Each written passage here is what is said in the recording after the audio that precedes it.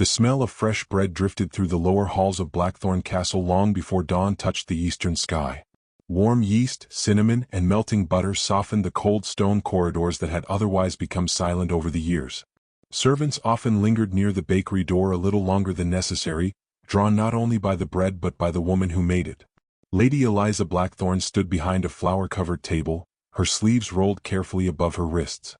A dusting of white powder marked her cheeks. Her chestnut hair was pinned loosely beneath a linen cap, though several curls had escaped and framed her face. Her rounded stomach pressed gently against the edge of the work table as she kneaded dough with practiced hands.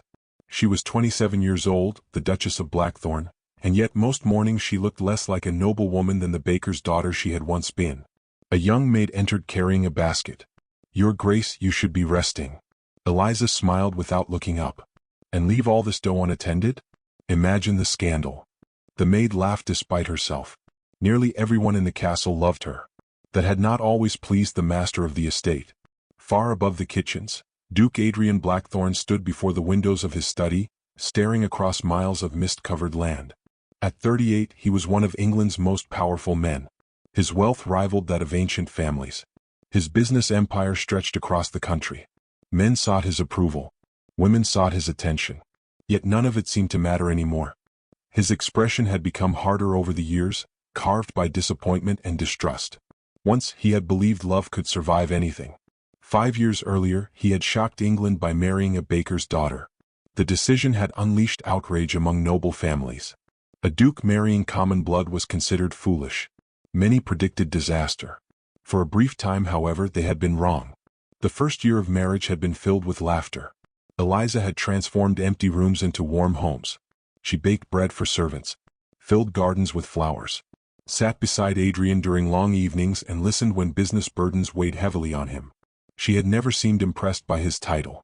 She loved the man instead. Then everything changed.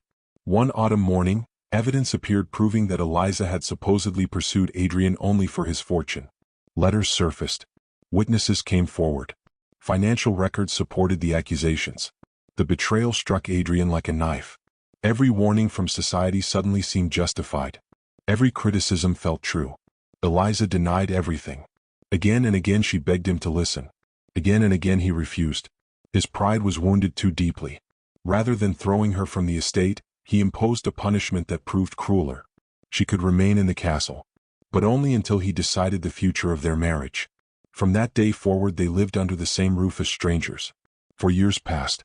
4 years of silence. 4 years of avoided hallways, separate meals, and locked doors. Adrian buried himself in work. Eliza buried herself in bread dough. Neither spoke of the life they had lost. Neither spoke of love. The castle simply learned to exist between them. By late afternoon rain hammered against the kitchen windows. Eliza was shaping loaves for the evening meal when footsteps echoed across the stone floor. The room fell quiet. Every servant recognized those footsteps. The Duke. Adrian entered wearing a dark coat dampened by rain. Water glistened on his shoulders. His jaw remained tight as his eyes settled on Eliza. The servants exchanged nervous glances before quietly leaving the room. Within moments only husband and wife remained. Neither spoke. The silence felt familiar. Adrian reached inside his coat and withdrew several folded documents. He placed them carefully upon the table between them. Eliza looked down. She immediately understood. Divorce papers. For a long moment neither moved. Outside, thunder rolled across the countryside. Adrian watched her closely. He expected shock, tears, anger, some desperate attempt to stop him. After all, she would lose everything. Her title, her position, her home. Perhaps that knowledge would finally force a confession. Perhaps she would reveal the truth behind the lies he still believed. Instead, Eliza calmly wiped flour from her hands. Then she picked up the papers. The kitchen clock ticked softly as she read every page. Adrian felt strangely uneasy. The reaction he had prepared for never arrived. When she finished reading, she reached for a pen. Without hesitation she signed her name. Once, twice, then a final signature. The scratching sound seemed unnaturally loud. Adrian stared. His certainty began to falter. Eliza set the pen aside and looked at him. For the first time in years, her eyes held no sadness, no pleading, no resentment, only peace. Then she smiled. It was a small smile, gentle, almost grateful. "Thank you," she said quietly. Adrian frowned. The word struck him harder than any accusation. She folded the signed papers and pushed them toward him. "Thank you for finally setting me free." For several seconds he simply stood there, unable to move. The woman he had expected to break looked lighter than she had in years. As thunder shook the windows and rain lashed the castle walls, Eliza returned to her dough and began kneading once more. Adrian gathered the papers mechanically, but his gaze lingered on her smiling face. For the first time since their marriage began falling apart, a troubling question entered his mind. What if the person losing everything today was not Eliza at all? The morning Eliza Blackthorne left Blackthorne Castle, the sky was pale silver and the gardens glistened with dew. The great estate looked exactly as it always had, towering stone walls, immaculate hedges, and endless wealth stretching across the countryside. Yet to Eliza, it no longer felt like a home. Perhaps it never truly had. She stood quietly inside her chamber, closing the latch of a small brown suitcase. Everything she owned fit inside it. A few dresses, a worn recipe notebook, several family photographs. Nothing more. The jewels that had accompanied her marriage remained untouched inside velvet boxes. The expensive gown stayed hanging in wardrobes. Even the sapphire necklace bearing the Blackthorne crest rested upon a dressing table where she had left it. She had entered the castle as a duchess. She intended to leave as herself. For a moment she rested a hand against her rounded stomach. A gentle movement answered beneath her palm. The baby always seemed most active in the mornings. A faint smile touched her lips. "You and I will be all right," she whispered. The words sounded brave. She hoped they were true. Downstairs, servants gathered in hallways pretending to work while waiting for her departure. News traveled quickly inside castles. By sunrise nearly everyone knew the divorce papers had been signed. Mrs. Hargrove, the elderly housekeeper, wiped tears from her eyes when Eliza appeared at the main staircase. "Oh, Your Grace." Eliza hugged the older woman. "No titles today."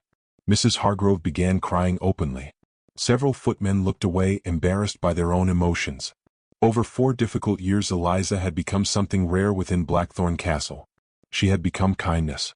She remembered birthdays, visited sick servants, brought warm bread to exhausted workers, listened when nobody else would. The staff had never forgotten those things. One by one they approached her. Some shook her hand. Some embraced her. Some simply thanked her. Each farewell made leaving slightly harder. Yet none of them changed her decision. The marriage had ended long ago. The signatures merely acknowledged the truth. High above the entrance hall, Adrian stood beside a study window. From there he could see everything. The servants gathered below. The carriage waiting outside. The woman carrying a single suitcase toward freedom. His hand tightened around the edge of the window frame.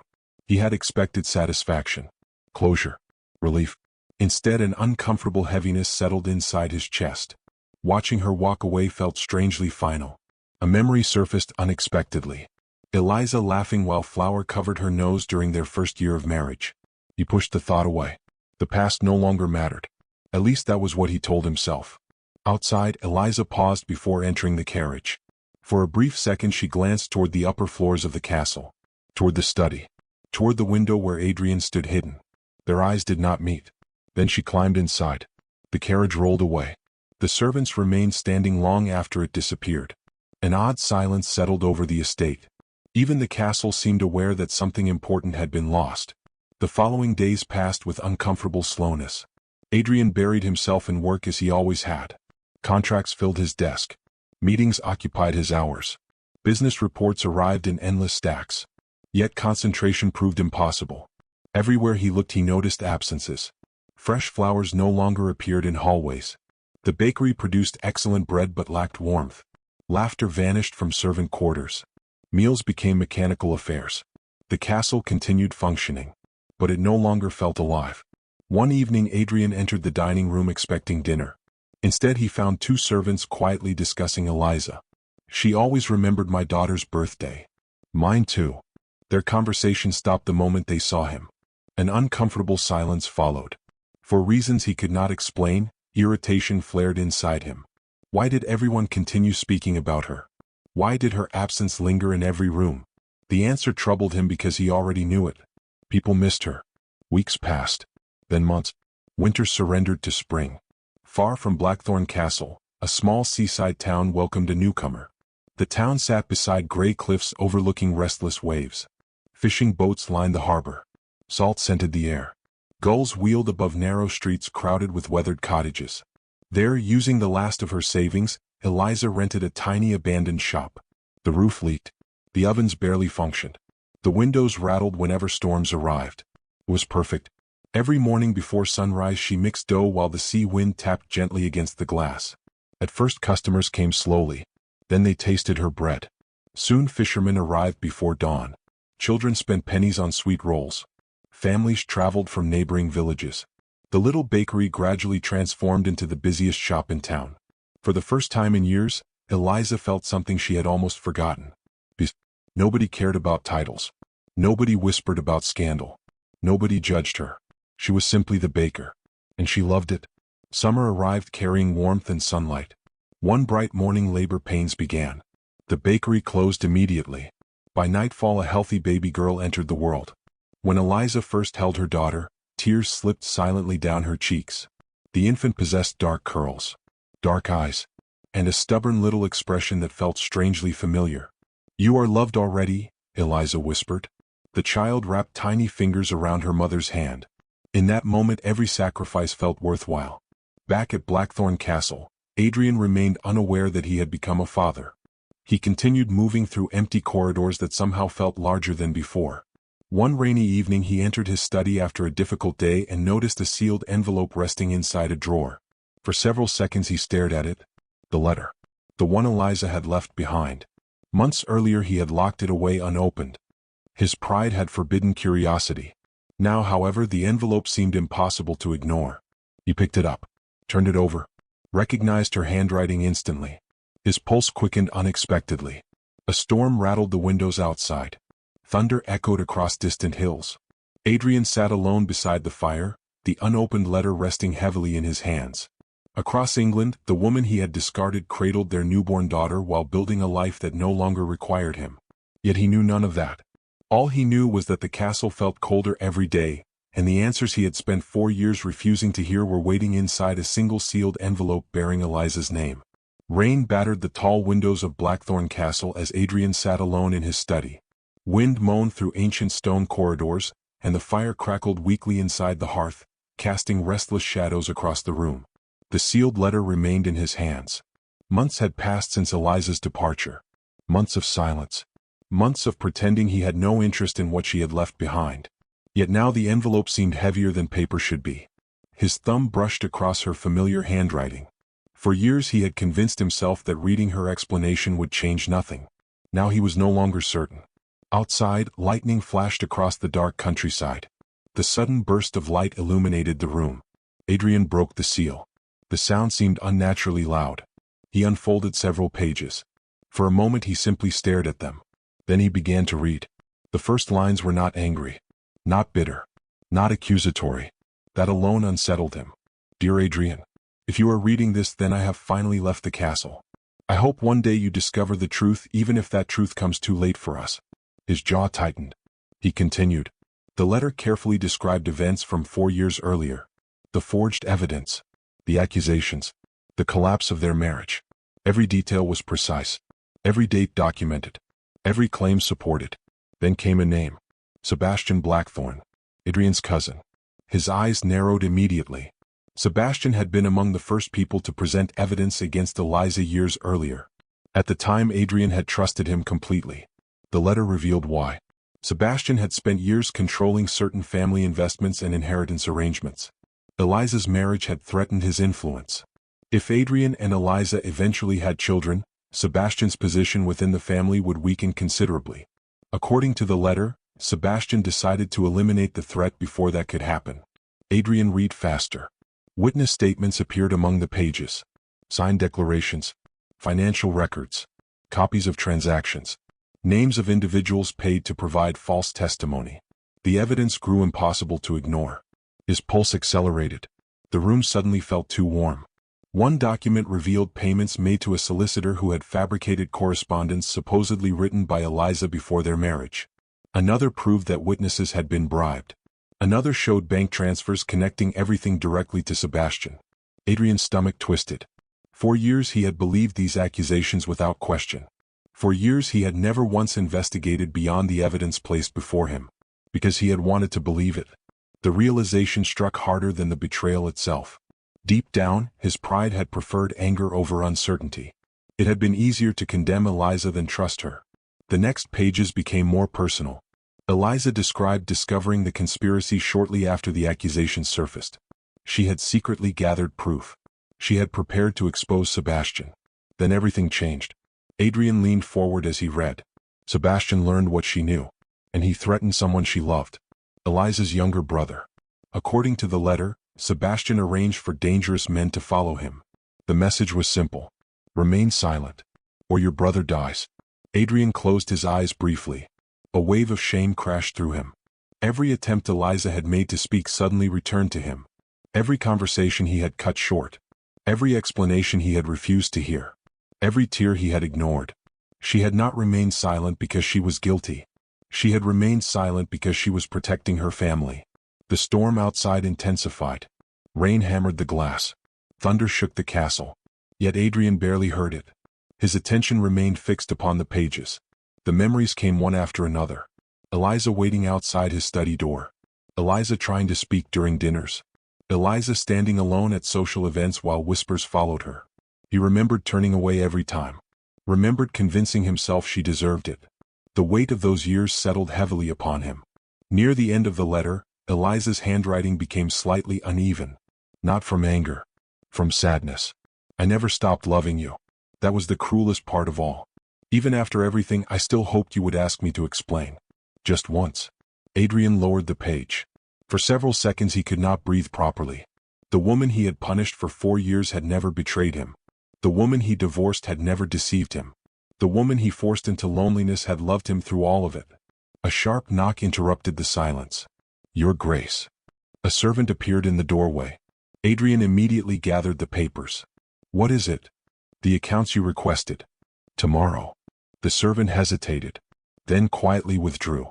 For the first time in years, business no longer mattered. Nothing mattered except the truth spread across his desk. He continued reading. The final pages contained the most devastating details. Eliza explained how she had endured life in the castle after realizing Adrian would never believe her. She described working in the bakery because it gave her purpose. She described finding comfort among servants because they treated her kindly. She described watching the man she loved become increasingly distant. Yet she never blamed him. Not once. The absence of hatred felt like a punishment all its own. Then Adrian reached the final page. The final paragraph. His eyes moved slowly across the words. I leave these documents because someday you deserve to know the truth. Not for my sake. For yours. I hope life gives you happiness. I hope peace eventually finds you. And I hope you forgive yourself for what happened between us. His vision blurred. Then he noticed one final sentence beneath her signature. A sentence so small he almost missed it. By the time you read this, our child may already be born. Everything stopped. The fire. The storm. The castle. The world itself. Adrian stared at the words. Then read them again. And again. Our child. His hands trembled. A child. Their child. For several moments he could only sit motionless. Then reality struck with overwhelming force. Eliza had been pregnant. Pregnant while kneading bread in the castle kitchens. Pregnant while signing divorce papers. Pregnant while leaving with nothing but a suitcase. And he had never noticed. A sound escaped him that was somewhere between disbelief and despair. The letter slipped from his fingers. It drifted onto the desk beside the evidence that proved her innocence. Outside, lightning split the night sky. Inside, Adrian rose so suddenly his chair crashed backward onto the floor. By dawn, orders would be sent across England. Investigators would hunt down Sebastian. Riders would search every town, village, and harbor. Adrian no longer cared about reputation, pride, or scandal. There was only one thing that mattered now. Somewhere beyond the storm, the woman he had wronged was raising a child who might already be calling someone else family, and for the first time in 4 years, the Duke of Blackthorne was terrified that he was already too late. The morning after reading Eliza's letter, Adrian Blackthorne rode out from his estate before sunrise. A cold mist clung to the countryside, turning roads and fields into pale shadows beneath the gray sky. He carried copies of every document she had left behind. The originals remained locked inside his study. The truth no longer needed protection. It needed action. Within weeks, Sebastian Blackthorne's carefully constructed world collapsed. Investigators uncovered hidden accounts. Solicitors confessed. Witnesses withdrew false testimony. The scandal spread through England with astonishing speed. Sebastian fled London before authorities could formally question him, but running accomplished nothing. Evidence followed him everywhere. By the end of the season, he was stripped of his inheritance rights, abandoned by former allies and ruined beyond recovery. The victory brought Adrian no satisfaction. Justice had arrived 4 years too late. Every exposed lie only highlighted his own failure. No court could restore the years Eliza had lost. No punishment could erase his choices. So he searched. He searched through spring, through summer, through autumn. His riders visited villages tucked between rolling hills. They questioned innkeepers, fishermen, merchants, and bakers. Adrian traveled personally whenever a lead appeared promising. Again and again hope ended in disappointment. A woman matching Eliza's description had rented a room in Yorkshire. It was not her. A baker named Eliza had opened a shop near Bristol. Not her. A young mother with dark hair lived near Dover. Not her. Months passed. The search became an obsession. Business meetings were postponed. Social invitations ignored. Entire weeks disappeared beneath endless roads and changing weather. The newspapers noticed. At first the stories appeared as brief gossip columns. Then larger publications joined in. The Duke searching for his lost Duchess. England's most eligible nobleman chases a wife he cast aside. The fool who divorced the wrong woman. People laughed. Cartoonists sketched him wandering through villages carrying flowers. Nobles whispered behind gloved hands during balls and dinners. Adrian heard every joke. He ignored all of them. For years he had cared deeply about public opinion. Now only one opinion mattered. Eliza's. One winter evening, nearly 11 months after opening the letter, Adrian sat inside a coaching inn near the southern coast. Rain struck the windows while travelers crowded around fireplaces.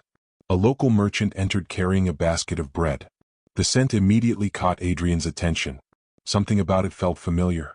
Warm honey, cinnamon, a hint of orange zest. His heart tightened. Years earlier Eliza had baked bread using that exact recipe. He rose abruptly. Where did you buy that? The merchant looked surprised. Harbor Bakery. What Harbor Bakery? The little one near Seabrook Cove. Adrian's pulse accelerated. The merchant laughed. Everyone knows it. Best baker on the coast. The next morning Adrian left before dawn. By midday Seabrook Cove appeared beneath a blanket of winter sunlight. White gulls circled above the harbor. Fishing boats rocked gently upon steel-blue water. Salt scented the air. The town seemed peaceful. Ordinary. Yet something inside him knew he had finally reached the end of his search. He walked through narrow streets lined with stone cottages. Then he saw it. A small bakery with blue shutters. Fresh bread displayed behind spotless windows. Children gathered outside holding pastries. Laughter drifted through the open doorway. Adrian stopped moving. For several seconds he simply stared. Then he stepped closer and saw her. Eliza stood behind a wooden counter dusted with flour. Sunlight streamed through nearby windows, illuminating loose strands of chestnut hair. She was smiling while speaking to customers. Her movements appeared relaxed, confident, happy. The sight struck him harder than any punishment. For years he had imagined finding her lonely, broken, waiting. Instead she looked more alive than she ever had inside Blackthorne Castle. Then he noticed the child. A little girl sat atop a stool beside the counter. Dark curls framed her face. Large brown eyes sparkled with curiosity. She could not have been older than 10 months. Eliza lifted her effortlessly and kissed her cheek. The child giggled. Adrian's breath caught. He knew immediately. No proof was necessary. No explanation required. That was his daughter. 1,000 emotions collided inside him. Wonder, joy, regret, grief, love, fear. Most of all fear. Fear that he had arrived too late. The bell above the bakery door chimed softly as he entered. Conversations faded. Customers turned. Eliza looked up. The smile vanished from her face. For a long moment neither spoke. The entire room seemed suspended in silence. Then the little girl noticed him. Curious eyes studied the stranger. She leaned against Eliza's shoulder. Adrian suddenly realized he had rehearsed this moment countless times. Every speech, every apology, every explanation. Now none of it seemed sufficient. Eliza. Her expression remained calm. Not angry. Not warm. Simply calm. Your Grace. The formal title hurt more than hostility would have. His gaze drifted toward the child. Eliza followed it. Something softened briefly in her eyes. Her name is Rose. Rose. He silently repeated the name. His daughter already had a favorite toy, favorite foods, favorite songs, an entire life he had never witnessed. May I? His voice faltered. May I meet her? Rose studied him with serious curiosity, then buried her face against Eliza's shoulder. The tiny gesture pierced him unexpectedly. She did not know him. Of course she didn't. He was a stranger. The realization settled heavily inside his chest. Not because someone had stolen his place, because he had abandoned it. Eliza eventually nodded toward an empty table. You may sit. Nothing more. No welcome. No invitation to stay. Just permission. Adrian accepted it gratefully. Over the following weeks he rented a small cottage overlooking the harbor. Then he stayed. Not because Eliza asked, because leaving felt impossible. At first every interaction remained awkward. Rose cried whenever he approached too quickly. Eliza maintained careful distance. The townspeople viewed him suspiciously. Adrian accepted all of it. For perhaps the first time in his life he stopped trying to solve problems with authority. Instead he worked. He repaired a broken bakery oven, delivered flour during storms, helped fishermen unload supplies when business slowed. Gradually Seabrook stopped seeing a Duke. They began seeing a man. Rose changed first. Children often did. One snowy afternoon she waddled across the bakery floor while Adrian fixed a loose shelf. Without warning she offered him a wooden toy horse. The gesture lasted only seconds. Yet Adrian treasured it more than any award or title he had ever received. Trust grew slowly after that. Rose allowed him to read stories, then hold her hand during walks. Eventually she laughed whenever he entered the bakery. Each small victory felt enormous. Months passed. Spring returned to the coast. One evening Adrian found himself sitting beside Eliza outside the bakery as the sun disappeared beyond the sea. Rose slept peacefully upstairs. The silence between them no longer felt hostile, only careful, fragile. He stared toward the horizon before speaking. I know apologies cannot repair what I destroyed. Eliza remained quiet. I know I don't deserve forgiveness. Still she said nothing. But I love you. The words disappeared into the evening breeze. I never stopped. Eliza lowered her gaze. For the first time uncertainty flickered across her features. Hope stirred inside him. Dangerous hope. Then she finally spoke. Her voice was gentle, steady, and completely unexpected. I believe you now, Adrian. Those 5 words filled him with relief so powerful it almost hurt. Then she looked toward the darkening sea and quietly added, but believing you and marrying you again are not the same thing. The sun vanished below the horizon, leaving the world suspended between light and darkness. Adrian sat motionless beside the woman he loved, realizing that finding Eliza had never been the true challenge. The real challenge was only beginning. He had spent a year searching England to reach her doorstep, yet the distance between them remained greater than any road he had traveled, and for the first time since arriving in Seabrook, he had no idea how to cross it. The days following Adrian's confession settled into an unexpected rhythm.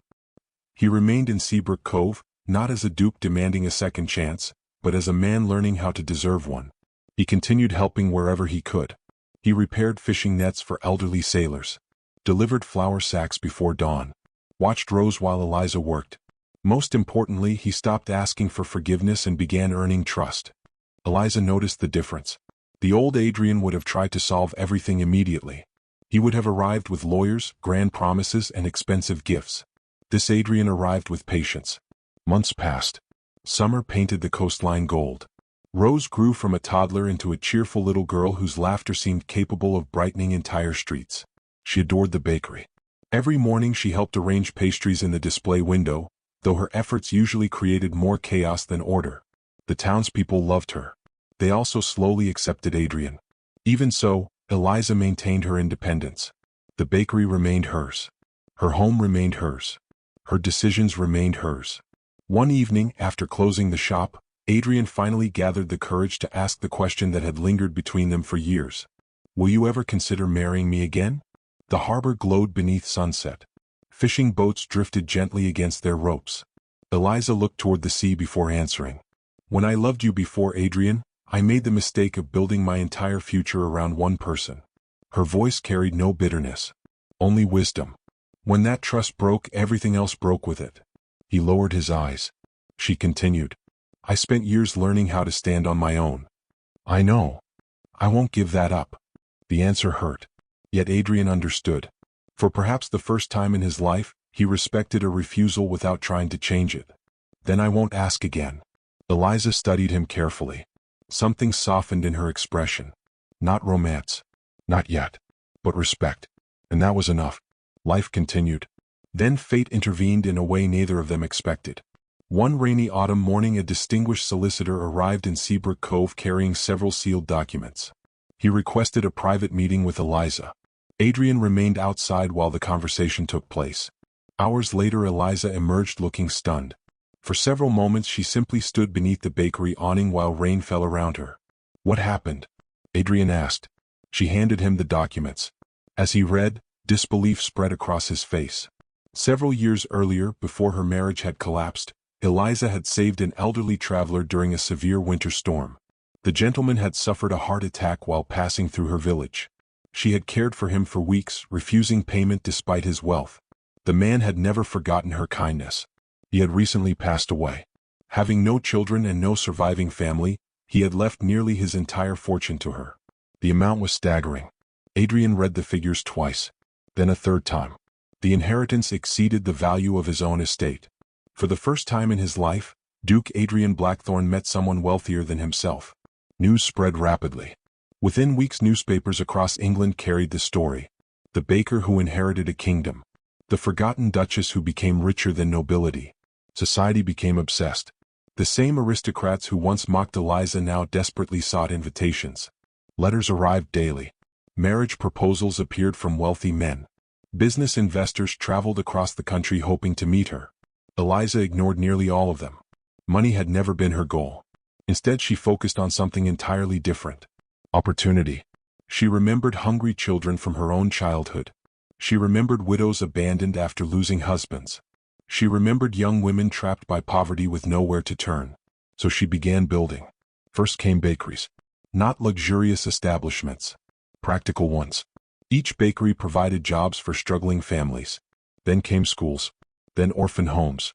Then training centers where women could learn trades and earn independent incomes. Year after year her projects expanded. Towns transformed. Lives changed. Communities flourished.